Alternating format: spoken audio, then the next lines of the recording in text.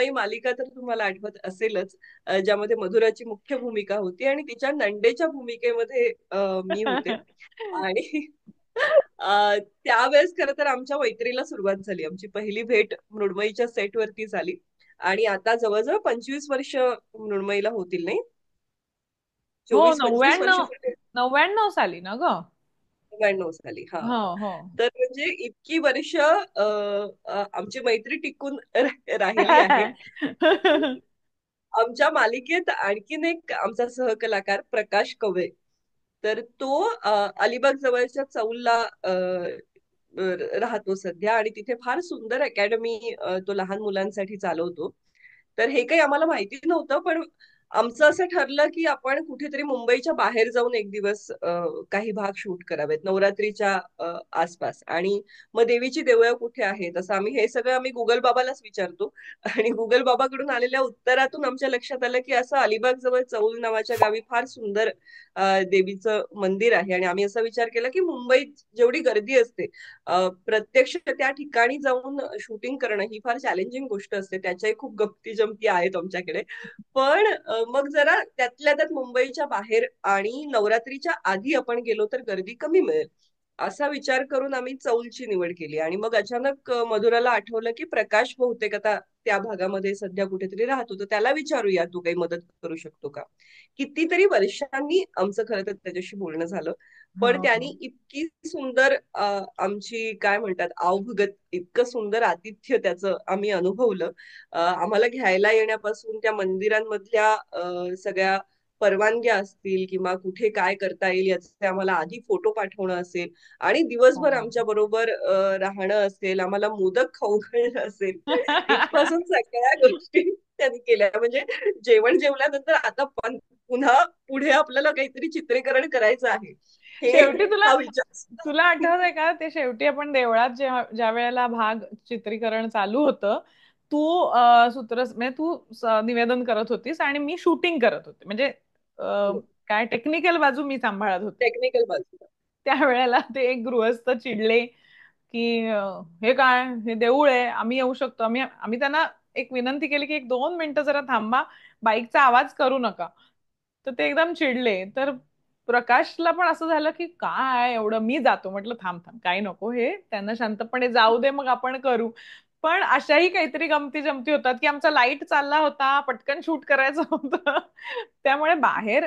आणि अजून एक आहे की आम्ही ज्या वेळेला मालिका किंवा चित्रपटाचं शूटिंग करतो, त्यावेळेला खूप वेगळी परिस्थिती असते, माणसं असतात भरपूर. इथे आम्ही आपल्या दोघी उठून आमच्या आमच्या जाऊन शूट करतो. पण मला असं वाटतं की त्यात पण एक गंमत आहे, त्या साधेपणात पण एक गंमत आहे. आणि मुळात विषयच इतके, काय म्हणे आपण, सशक्त आहेत ना, की तुम्ही कुठे काय चित्रीकरण करताय ह्याच्यापेक्षा तुम्ही काय सांगताय हे जास्त महत्वाचं असतं.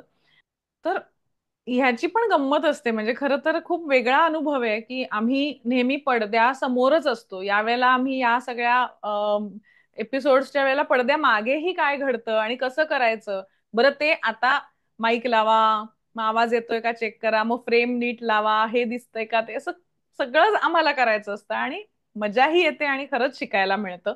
अं, म्हणजे देवधर काकांविषयी पण मला सांगायला आवडेल की सावली चॅरिटेबल ट्रस्टचे देवधर काका आहेत. त्यांनी आमचा एक भाग पहिला पाहिला आणि ते म्हणाले की किती मोठं काम करताय तुम्ही आजच्या पिढीसाठी. तर त्याचा काही भाग मी जर उचलू शकलो तर मला सांगा. आणि मग काही आमचे भाग तांत्रिक खर्च, वाटतं आपल्याला बघताना, पण त्याचा तांत्रिक खर्च असतो आणि तो खर्च करण्यासाठी त्यांनी आम्हाला मदत केली, आमच्या पाठीशी उभे राहिले. आणि खूप कौतुक वाटलं. म्हणजे खरंच सांगते ना, ओळख ना पाळख, फक्त मराठी या भाषेविषयी आम्ही काहीतरी करतोय या एका भावनेने आज पैशाचं पाठबळ आणि मी तुमच्या बरोबर आहे आणि तुम्ही चांगलं काम करताय हा माझा आशीर्वाद आहे, असं एखाद्या माणसाला वाटणं, की खरंच मला असं वाटतं की हा खरंच आमच्यावरचा खरंच आशीर्वाद आहे. आणि कदाचित आमच्याकडनं काहीतरी खरंच बरं काम घडतं आहे आणि त्यामुळे आम्हाला हे आशीर्वाद अशा विविध रूपाने मिळत आहेत. त्यामुळे मला असं असे वाटतं की किती अनुभव सांगावे. खरं तर मला वाटतं एशियाटिक लायब्ररीचे सुद्धा या निमित्ताने मला अनुभव सांगावासा वाटतो. हो, की जगन्नाथ शंकर शेट यांच्यावरचा भाग करायचा आपण ठरवलं. आणि अक्षरशः म्हणजे आम्हाला ज्या दिवशी भाग दाखवायचा होता, 2च दिवस आमच्या हातामध्ये होते. आणि ते नेमके शनिवार रविवार होते, असं काहीतरी होतं की सुट्ट्यांचे हम्म. दिवस होते. त्यामुळे त्यांना संपर्क करणं आम्हाला शक्य झालं नव्हतं. म्हणजे आज आता उद्या शूटिंग करायचं आणि आज आमचा सकाळी त्यांच्याशी संपर्क झाला. पण त्यांनी इतक्या दिलदारपणे आम्हाला सांगितलं की या तुम्ही, आणि तुम्हाला जिथे कुठे शूटिंग करायचंय तिथे हम्म. शूटिंग करा. कारण तुम्ही जगन्नाथ शंकर शेट यांचं कार्य जर लोकांसमोर मांडणार आहात, तर ती आमच्यासाठी खूप महत्वाची गोष्ट आहे. आणि मुंबईचा हा इतिहास आणि मुंबईचे ते शिल्पकार कसे आहेत हे लोकांपर्यंत पोहोचलं पाहिजे. इतक्या प्रेमाने त्यांनी आम्हाला इतक्या पटकन परवानगी दिली. खरं तर ही सगळी अनेक यातली स्थळं ही ऐतिहासिक स्थळं आहेत. त्यामुळे अशा ठिकाणी चित्रीकरणाला परवानगी मिळणं ही खूप अवघड बाब असते. आम्हालाही त्याचं अनेकदा दडपण येतं. पण मला सांगायला अतिशय आनंद वाटतो की केवळ एका फोनवर, कारण आमचा हेतू प्रामाणिक आहे, कार्य प्रामाणिक आहे. आणि तुम्ही ज्या पद्धतीने त्याला प्रतिसाद देताय, कारण माझी खात्री आहे आम्हाला परवानगी देण्याआधी लोक जाऊन आमची वाहिनी बघतात आणि त्यांना तुमच्या प्रतिक्रिया दिसतात आणि त्यातून त्यांना कळतं की हे कार्य महत्वाचं आहे. हे कार्य आम्ही महत्वाचं करतोय म्हणून महत्वाचं नाहीये, तुम्ही ते पाहताय, त्याला प्रतिसाद देताय म्हणून ते महत्वाचं ठरतंय. तर ही फार एक मला वाटतं खूप जमेची बाजू आहे की अलीकडे निगेटिव्ह गोष्टी आपण खूप पटकन आपल्या लक्षातही राहतात, आपण त्याच्याविषयी वारंवार बोलतो. पण सकारात्मक गोष्टी, पॉझिटिव्ह गोष्टी फार आपल्या पुढे येत नाहीत. तर मला वाटतं समाजाची ही किती एक चांगली बाजू आहे की एक चांगलं काम करायचं ठरवलं तर 100 लोक, 1000 लोक आपल्या बरोबर उभी राहतात आणि त्याच्यात कुठलीही अपेक्षा ठेवत नाहीत, काही नाही. तू म्हणालीस तसं की नात्या गोत्याचा, वशिल्याचा काहीही भाग नाही. केवळ आम्ही हे काम करतोय, वा वा छान करताय, आम्ही पण सोबत आहोत असं म्हणून. म्हणजे ही खरं तर आपल्या मराठी भाषेची आणि संस्कृतीची ताकद आहे. नाही, नक्कीच. आणि कदाचित काय म्हणतो ना, आपण त्याचं माध्यम झालो आहोत. पण करून ठेवणारे खूप निमित्त मोठी मात्र माणसं, आहोत. ज्यांनी म्हणजे ज्यांनी करून ठेवलंय ती खूप मोठी माणसं आहेत. आणि ज्या पद्धतीने लोकांपर्यंत पोहोचवून ते आपल्याला अजून मोठं करायचंय, ह्यातला खरं तर दुवा आम्ही आहोत. नवीन पिढीपर्यंत हे पोहोचावं, या म्हणजे आम्ही खूप जणांनी आम्हाला इनक्रेडिबलला अनेक मराठी पर्याय सुचवले. पण आज मी खरंच सांगते तुम्हाला की पुन्हा एकदा मला सांगायला आवडेल की आपण इनक्रेडिबल हा शब्द खूप शोधला जातो युट्यूबवर. आणि ज्या वेळेला तो शोधला जाईल त्यावेळेला पटकन आपलं नाव यावं आणि जास्तीत जास्त लोकांपर्यंत आपण पोहोचावं, हा एक तांत्रिक भाग झाला. आणि त्याचबरोबर आपण अनेकदा खूप तलवार उपसून तयार असतो की मराठीत बोला, मराठीच हे करा. आपल्या अनेक दिग्गज साहित्यिकांनी सांगितलं आहे की मराठी भाषा अनेक भाषांमधले शब्द घेऊन तयार झाली. त्यामुळे कुठल्याही भाषेचा द्वेष नसून आपली भाषा टिकवणं हे महत्वाचं आहे. पण आजच्या पिढीपर्यंत जिथे मुलांना आपण मराठी आहोत हे सांगायला न्यूनगंड वाटतो, अशा काळामध्ये जर आपण इतर भाषांच्या आधाराने आपल्या भाषेची महती आणि माहिती पोहोचवली तर काय हरकत आहे. म्हणजे आपण दिलीप चित्र्यांचा जर भाग बघितला असेल तर त्यांनी आपले जे संत आहेत त्यांचं जे संत साहित्य आहे ते लोकांपर्यंत पोहोचण्यासाठी त्यांनी त्याचं इंग्रजी भाषांतर केलं, काय हरकत आहे. त्यांचे विचार पोहोचले पाहिजेत. किंवा आज आपण अनेक देशांमध्ये जेव्हा फिरायला जातो तेव्हा त्यांच्या भाषेमध्ये तिथे लिहिलेल्या असतात गोष्टी आणि आपल्याला कानाला किंवा ह्याला त्याचं ट्रान्सलेट करून मिळतं. मग मराठी ही भाषा जर ग्लोबल करायची असेल तर आपल्याला कळलं पाहिजे ना. म्हणजे ज्या वेळेला दोन मराठी माणसं बोलतात तेव्हा लोकांनी असं म्हटलं पाहिजे की बहुतेक हे मराठी बोलतायत. आज मराठी भाषा हम्म. नाही माहितीये लोकांना जगामध्ये. मग आपण इंग्रजीच्या माध्यमातनं, कधी हिंदीच्या माध्यमातनं, आता आम्हाला या दोन भाषा येतात म्हणून उद्या अजून एखादी भाषा असेल. आपल्याकडे असे अनेक जर्मन मंडळी आहेत की ज्यांनी मराठीचा अभ्यास केलेला आहे. यास्मिनी शेख सारख्या त्यांनी मराठी म्हणजे व्याकरणावर इतकं सुंदर पुस्तक लिहिलेलं आहे की कोणीही वाचू शकतं ते. तर भाषेवर काम करणारी माणसं आणि भाषा ह्याच्यासाठी धर्म, जात, पंथ किंवा कुठलीही इतर भाषा ह्याच्यात ते अडकून न राहता त्याचा प्रसार करण्यासाठी त्याला कुठल्याही इतर भाषेची जोड द्यावी लागली तर काय हरकत आहे. या उद्देशाने आम्ही इनक्रेडिबल मराठी हे नाव ठेवलं. आणि तुम्हाला खरंच सांगते, जरी टीका झाली तरी आज हे नाव जास्त लोकांपर्यंत पोहोचलंय. आणि त्यामुळे खूप कमी वेळात आपला हा परिवार जो आहे तो खूप जास्त वृद्धिंगत झालाय. आणि त्यात हळूहळू तरुणांची भर पडते. हम्म. 50च्या वरचे खूप जण आहेत की जे मराठी वाचतात, मराठी बोलतात, त्यांना मराठीची खूप त्यांना माहिती, आवड आहे. आवड आहे. पण आज जे म्हणजे आपण म्हणूया की 18 ते 40 किंवा 50 या वयोगटातली किती मंडळी बघतायत. तर ज्या वेळेला आपली वाहिनी सुरू झाली त्यावेळेला ही संख्या 3% होती समज, तर आज ती जवळजवळ 13 ते 15% आली आहे. इतकी मंडळी आता ती बघू लागली आहेत. ही टक्केवारी हम्म. आपल्याला अजून वाढवायची आहे. त्यामुळे लहान मुलांसाठीही आम्ही भाग केला. लहान मुलांनी काय वाचावं, खूप छान छान विषय खरं तर आपल्याला प्रेक्षक सुद्धा सुचवतात, पुस्तकं सुचवतात.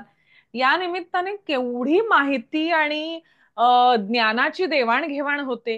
हे महत्वाचं आहे की इनक्रेडिबल नाव का ठेवलं, टिकली गाणे लावली, असल्या गोष्टी महत्वाच्या आहेत. माझ्या मते काय काम आहे, काय वाचतोय आणि काय ह्याचं भविष्य आहे, हे फार महत्वाचं आहे. त्यामुळे आपल्याला अगदी. इतिहासाची साथ घेऊन आपल्याला भविष्याकडे वाटचाल करायची आणि म्हणून आपल्याला या दोघांनाही एकत्र आणायचं असेल तर थोडंसं नवीन रूप धारण करावं लागेल, जे आम्ही करायचा प्रयत्न केलाय. मधुरा, तू आता भविष्याविषयी बोललीस, तर मला तुला विचारायचंय की 2025 कडे तू कसं पाहते आहेस, आणि खास करून इनक्रेडिबल मराठी आणि 2025 याविषयी काय सांगशील? समीराला विचारून सांगते. कारण कुठलाही डिसिजन घ्यायचा असेल तर आम्ही दोघी खरंच आम्ही भेटतो अगदी रात्री 10 वाजता, 10 ते 12, मग एक गाडीतनं चक्कर मारतो, पण कुठेतरी गाडी थांबवून आम्ही सगळ्या नोट्स काढून सगळं काम करतो. त्यामुळे समीराला मला विचारावं लागेल. नाही पण मी एक नक्की सांगेन या निमित्ताने की 2 वर्षांपूर्वी मधुरव बोरुते ब्लॉग हे नाटक मी सुरू केलं. आज मराठी भाषेतील अनेक नाटकं तुम्ही पाहिली असतील, पण मराठी भाषेवर होणारं हे एकमेव नाटक आहे. आणि आज त्याचे जवळजवळ 35 प्रयोग झाले आहेत. राजभवन, गेटवे ऑफ इंडिया, अशा ठिकाणी प्रयोग होणारं हे एकमेव मराठी नाटक आहे. आणि दिल्लीमध्ये 25वा प्रयोग प्रयोग केला. झाला, जिथे जवळजवळ 19 ते 20 खासदार होते. आणि बँगलोर, जबलपूर अशा ठिकाणी म्हणजे महाराष्ट्राच्या बाहेरही त्याचे प्रयोग झाले. आता साहित्य संमेलनामध्ये सुद्धा त्याचा प्रयोग होतोय, ही आमच्यासाठी खरंच मानाची गोष्ट आहे. आणि खरं तर आमच्यापेक्षा सुद्धा मी पुन्हा एकदा म्हणेन की हा मराठी भाषेचा गौरव आहे. अ, त्यानंतर 2 वर्षांनी आज आम्ही इनक्रेडिबल मराठी या माध्यमातून भाषेचा प्रचार आणि प्रसार डिजिटल माध्यमातून होण्यासाठी एक नवीन हा उपक्रम आम्ही सुरू केला, ज्याला अजून वर्ष झालेलं नाही, पण वर्षपूर्ती लवकरच होते आहे. आणि आम्ही त्यामुळे अजून काही वेगळ्या गोष्टींचा विचार करून वर्षाअखेरीस आम्ही काहीतरी नवीन नक्कीच यातून सुरू करू. आणि तुम्ही सुद्धा आम्हाला या बाबतीतही सूचना द्या, तुमच्या प्रतिक्रिया कळवा आणि तुमचे विचार मांडा की तुम्हाला काय पाहायला आवडेल. काही एखादी सिरीज करण्याचाही विचार आहे, म्हणजे इनक्रेडिबल मराठी बरोबरच अजून काहीतरी थोडस काय म्हणूया आपण नवीन पिढीला पुन्हा एकदा, कारण आमचा फोकस थोडा नवीन पिढीवर अशासाठी आहे कारण जर भाषा वाढायची असेल तर ती वापरायला हवी, आणि ती वापरायची असेल तर त्याच्याविषयीचं प्रेम, कुतूहल या गोष्टी नवीन पिढीत निर्माण व्हायला हव्यात, तर ती पुढे पुढे नवीन पिढीकडे जाणार आहे. त्यामुळे थोडं नवीन पिढीला आवडेल असं काही करता येईल का, लहान मुलांना आवडेल असं काही करता येईल का, असे अनेक विचार आता मनामध्ये आहेत. तुमच्या जर सूचना आणि तुमचे विचार जर आमच्यापर्यंत पोहोचले तर आम्हाला काहीही ठरवताना नक्कीच त्याचा उपयोग होईल. पण आता नवीन वर्षाकडे बघताना मी असं म्हणेन की जानेवारी महिना आणि फेब्रुवारी महिना मराठी भाषा दिवस आणि मराठी भाषा संवर्धन पंधरवडा या गोष्टी आपण साजऱ्या करतो. त्या निमित्ताने मधुरव बोरुते ब्लॉगचे जास्तीत जास्त प्रयोग करून आम्हाला जगभरात हा मराठीचा प्रचार करायचा आहे आणि करमणुकीच्या माध्यमातून करायचा आहे, कारण मगच सगळ्यांना आवडतं, मजा येते आणि ते मनात रुजतं आणि त्यांना ते रुचतं. आणि त्याचबरोबर जानेवारी फेब्रुवारीमध्ये मधुरावचे प्रयोग करायचे, तुम्हालाही तुमच्या शहरात तुमच्या देशात करायचे असेल तर आमच्यापर्यंत पोहोचा, आम्हाला एक प्रतिक्रियेमध्ये कळवा, तुमचा नंबर आमच्यापर्यंत पोहोचवा, आम्ही तुम्हाला नक्कीच पुन्हा फोन करून आपण ठरवू शकतो की आपण कसा आणि कधी आणि कुठे प्रयोग करू शकतो ते. पण हा सुद्धा एक प्रचार आणि प्रसाराचाच भाग झाला. आज अभिजात मराठीचा दर्जा आपल्या भाषेला, मातृभाषेला मिळाल्यानंतर तो का मिळाला ह्याचं जर उत्तर तुम्हाला हवं असेल तर मधुराव बोरुते ब्लॉग हे तुम्हाला पाहायलाच हवं. आणि त्याचबरोबर इनक्रेडिबल मराठीचे भाग हे तुम्ही लहान मुलांनाही दाखवा, शाळांमध्ये दाखवा. नक्कीच आतापर्यंत आमचे 38 भाग झाले असतील साधारण. 50 भाग पूर्ण झाल्यानंतर त्याचं एक पुस्तक रूप सुद्धा यावं अशी माझी इच्छा आहे आणि प्रत्येक शाळेमध्ये ते पोहोचलं जावं. त्यासाठी सुद्धा आम्ही प्रयत्न करणार आहोत. या सगळ्यासाठी तुम्हाला मी आवाहन करेन की याचा प्रचार आणि प्रसार करण्यासाठी तुमच्या परीने तुम्ही जे काही पाऊल उचलाल. काही जण फक्त हे फॉरवर्ड करतील अनेकांना, काही जण आमच्या मिशनमध्ये आम्हाला सामील होऊन आम्हाला काही वेगळ्या दिशा अजून ढुंडाळायला मदत करतील, काही देवधर काकांसारखे आमच्या पाठीशी तांत्रिक बाबींसाठी उभे राहतील, काही जण प्रयोग पोहोचवण्यासाठी मदत करतील. मला असं वाटतं की या निमित्ताने हा परिवार अजून मोठा व्हायला हवा आणि या परिवारातर्फे सगळ्यांच्या वतीने आपली मराठी भाषा ही ग्लोबल व्हायला हवी. आणि त्यासाठी जे जे करायला लागेल ते करण्यासाठी आमची तयारी आहे. आम्हाला मार्गदर्शन, पाठिंबा, प्रोत्साहन हे तुमच्याकडनं हवंच आहे. त्यामुळे वर्षाअखेरीस म्हणजे आपल्या जानेवारी ते डिसेंबर नाही, तर गुढीपाडवा ते गुढीपाडवा आपलं जे मराठी वर्ष आहे, गुढीपाडव्याला आम्ही सुरू केलेला हा कार्यक्रम पुन्हा जेव्हा गुढीपाडवा येईल त्यावेळेला आम्ही काहीतरी नवीन घेऊन येऊ आणि काहीतरी असंच छान असेल, तुम्हाला सगळ्यांना आवडेल असं असेल. आणि त्यासाठी अर्थात समीरा आणि मी आम्ही दोघी खरंच म्हणजे आमचं क्षेत्र म्हणा किंवा आमचं अर्थार्जनाचं जे माध्यम आहे ते वेगळं आहे, पण हे आम्ही खरंच प्रेमाने करतो आणि काहीतरी चांगलं करायची इच्छा आहे म्हणून करतो. आणि कदाचित ती तळमळ आहे म्हणून इतकं सातत्याने आम्ही ते करू शकतोय आमच्या इतर गोष्टी सांभाळून.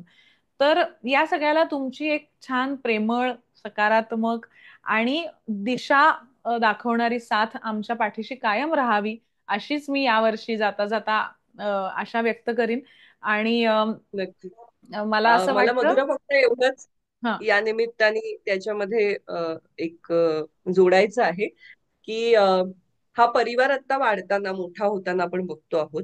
जगाच्या पाठीवर आज जिथे जिथे मराठी माणूस आहे तिथे तिथे खरं तर मधुराव बोरुते ब्लॉग पोहोचावा असं आम्ही दोघींनी पाहिलेलं स्वप्न आहे, किंवा आमच्या संपूर्ण खरं तर टीमनी, आमच्या मधुरावच्या कुटुंबानी पाहिलेलं स्वप्न आहे की आपलं हे कुटुंब इतकं विस्तारित व्हावं की जिथे जिथे मराठी माणूस आहे तिथे मराठी भाषेची गोष्ट घेऊन आपल्याला पोहोचता यावं.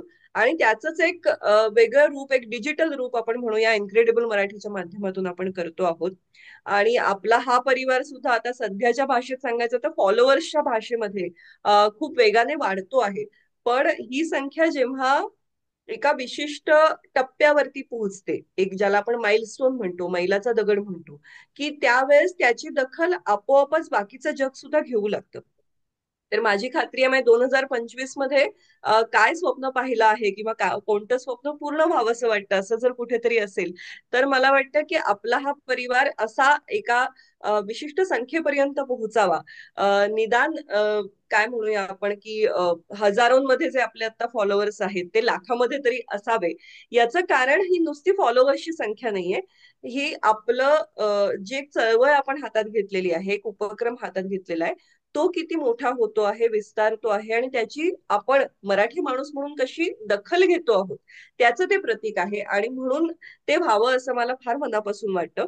नाही, बघूया, एकच आपण मी म्हटलं मध्ये मी तसं. म्हणजे मला खूप आपण छान गप्पा मारतोय ह्याच्यात मला कुठेही काही नकारात्मक बोलायचं नाहीये, पण मला तुम्हाला एक जाणीव करून द्यायची की ह्या 3 वर्षांचा मधुर बोरुते ब्लॉग किंवा इनक्रेडिबल मराठीचा जो काही प्रवास आहे त्या प्रवासामध्ये खरंच आमच्या सारख्यांना, जे आम्ही 25-30 वर्ष या क्षेत्रात काम करतोय, माझ्या तर घरातल्या मंडळींपासून या क्षेत्रात मंडळी आहेत, तरी सुद्धा आम्हाला हे टिकवून धरायला, हे पोहोचायला आम्हाला फार कष्ट पडलेत. हे सोपं नाहीये.